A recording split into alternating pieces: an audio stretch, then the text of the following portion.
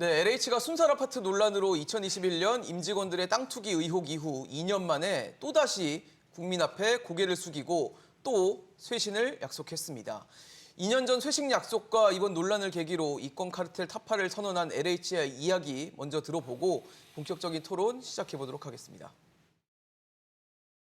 LH 사태로 드러난 구조적 문제점을 확실히 해소하여 LH를 국민이 신뢰할 수 있는 투명한 조직으로 반드시 변화시킨다는 단호한 각오를 가지고 설계, 감리 등 LH 공사 전 과정에서 발생 가능한 전관 특혜 의혹을 불식시키지 못하면 LH의 미래는 없다는 각오로.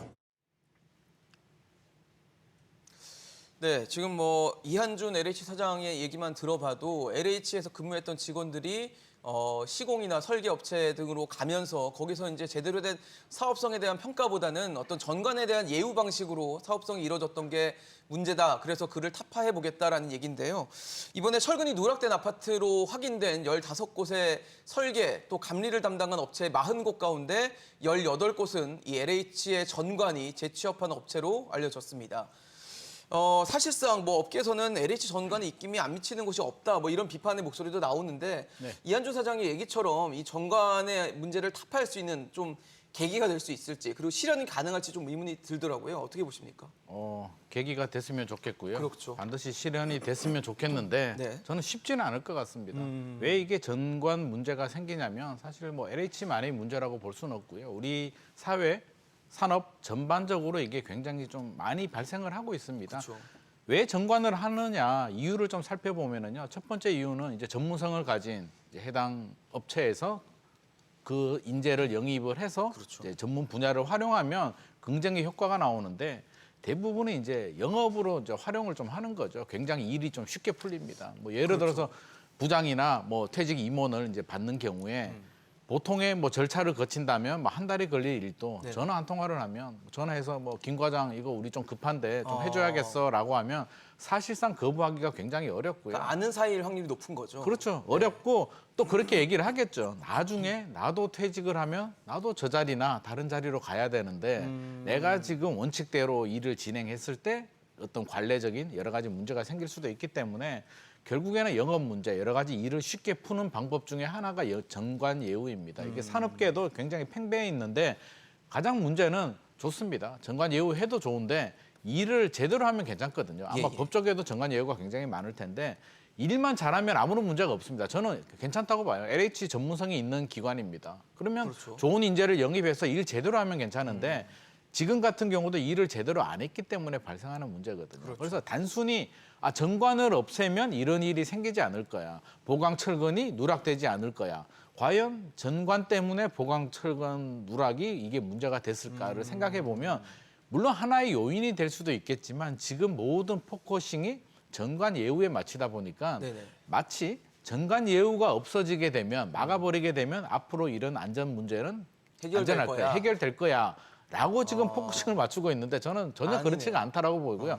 그중에 하나의 문제고 전관 예우를 법적으로나 다른 제도적으로 막는다면 또 다른 우회의 방법을 찾겠죠. 우리 한 20년 전이었나요? 30년 전이었나요? 성매매 막는다고 해서 집장촌을 막는 경우가 있었거든요. 네네. 과연 없어졌을까요? 오히려 성매매가 더 깊숙이 들어가고 오히려 음성적으로 되는. 오히려 음성적으로 가고 단속하기도 어렵고 처벌하기도 어려운 단계로 들어가기 때문에 무조건 법 몇 개 바꿔서 막는다고 해서 저는 해결된 문제는 아니라고 생각합니다. 원영석 위원님은 어떠십니까? 전관 문제가 해결될 수 있을지부터 좀 여쭤보고 싶습니다. 저는 일단은 아주 특별한 문제라고 보고 있습니다. 이 전관 문제라는 거는 왜 그러냐면 LH가 역사가 굉장히 오래된 공기업입니다. 그렇죠. 한 60년 정도 됐고 그동안 이제 전관들이 어쨌든 배출이 돼가지고 각 사기업에 진출한 했고. 것도 벌써 한 60년 돼가고 있거든요. 그런데 그 전에는 문제가 없다가 갑자기 이런 문제가 사실은 생긴 거예요. 그러니까 철근이 빠지고 심지어 어디가 붕괴되고 건물에 어디가 빠져나오고 이러는 게 그러면 왜 그 전에 전관들 다 취업했는데 그때는 문제가 없고 지금은 있느냐? 저는 이 부분도 좀 봐야 될 거라고 생각을 하거든요. 왜 그러냐면 LH의 공사를 들어가는 시공사가 LH 현장 그렇게 좋아하진 않아요. 왜 그러냐면 공정 관리가 굉장히 까다롭습니다. 원래는.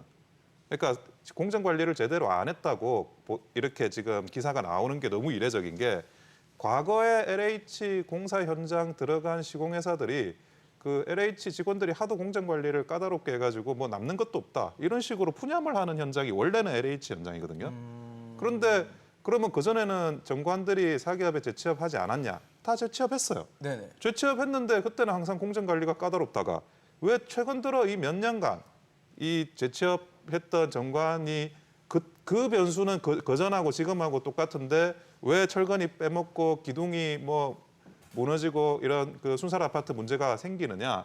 이거를 그 정관의 문제라고만 하면 오히려 더 진짜 문제가 뭔지는 오히려 덮일 수가 있다고 저는 생각을 하고 있어요. 왜 그 과거의 정관과 지금의 정관은 왜 다르느냐? 요즘에 나가가지고 한 근 5년 동안 그 재취업한 정관들은 그 전의 정관들과는 어떤 생각의 차이가 있기 있길래. 때문에 바로 이런 문제의 원인이 되느냐를 조금 더 복합적으로 분석해야 될 필요가 있다고 생각하는 겁니다. 그렇죠. 말씀하신 대로 정관이 있었던 게 뭐 하루 이틀 문제는 아닌데 이제 와서 문제가 불거진 데는 또 어떤 이유가 있는지를 의문을 제기해 주셨습니다. 민동환 변호사님은 어떻게 보십니까? 우선은 뭐 정관 취업 문제가 지금 확인된 사안에서 당연히 이제 그 LH 자체가 사실 설계 도서를 직접 그리는 그 주체도 아니고 사실 시공 관리도 직접 하는 주체는 아니거든요. 맞아요. 그래서 지금 정관들이 대부분 그 재취업해서 설계 도서를 직접 그린다든가 뭐 시공 관리를 직접 한다든가 아마 그런 목적으로 취업을 하진 않았을 것 같고 아까 소장님께서 말씀하신 것처럼 이제 영업 목적으로 아마 재취업이 됐을 거라 생각합니다. 그런데 이제 저는 이제 개인적으로 요게 이 문제가 뭐 LH만에 국한된 문제는 사실 아니라고 생각을 하고요. 왜 그러냐면 사실 일반 민간 기업도 뭐 대기업 우리 뭐 문제가 됐던 건 GS건설이나 네네. 뭐 대기업도 사실은 임원으로 재직했던 분들이 퇴직하고 이 하도급 업체에 임원으로 다시 재취업하는 경우가 상당히 많거든요. 그분들도 대부분은 이제 영업 목적으로 재취업하는 경우가 많기 때문에 사실 뭐 전반적인 건설 산업 전반적인 그 정관 예우 규정이 문제가 된다고 생각을 하고 네네. 사실 뭐 LH에 국한된 문제라고 좀 보이지는 않습니다. 사실. 업계 문제다라는 예. 말씀이시네요.